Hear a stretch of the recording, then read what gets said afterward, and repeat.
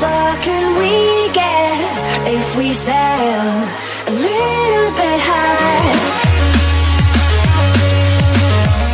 When athletes from the rival Koreas paraded together behind a single flag for the first time at the opening ceremony of the 2000 Sydney Olympics, it was a highly emotional event that came on a wave of hope for reconciliation following the leaders' first ever summit talks.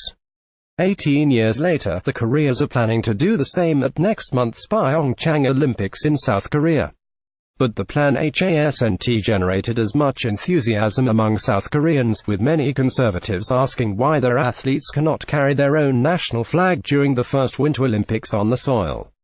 "We are turning the Pyeongchang Olympics that we've got into the Pyongyang Olympics," said Hong Joon-pyo, leader of South Korea's main conservative opposition party, referring to North Korea's capital.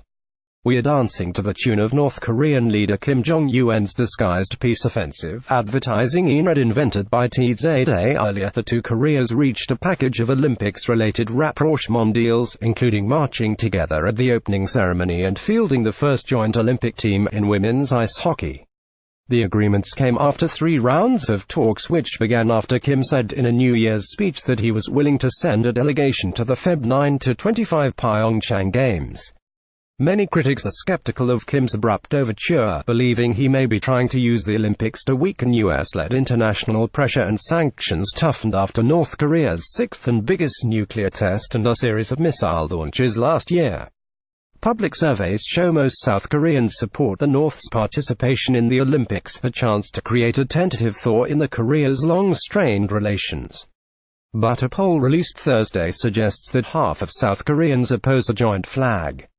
The survey by the private polling group Relmeter indicates how much South Koreans' view of the northern neighbor has changed because of its expanding nuclear and missile programs since the two countries' athletes marched together at sporting events during the era of détente in the 2000s.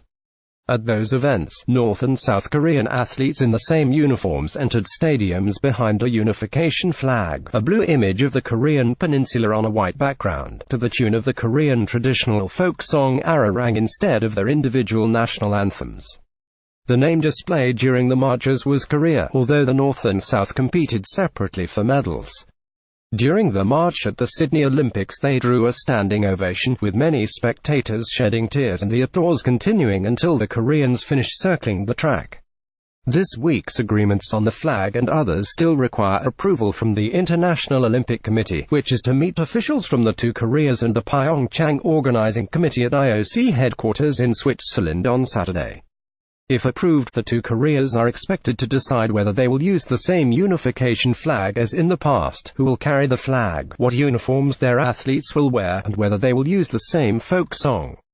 Despite conservative skepticism, South Korea's government, led by Liberal President Moon Jae-in, says it hopes the Olympics will provide the Koreas with a chance to improve the frosty relations.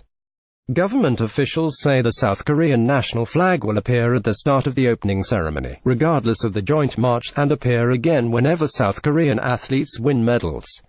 North Korean Olympic participation will serve as a chance to warm solidly frozen South-North ties, Moon said during a visit with South Korean Olympic athletes on Wednesday. "But if we march together and field a single team, I think that can be a further step in developing South-North relations."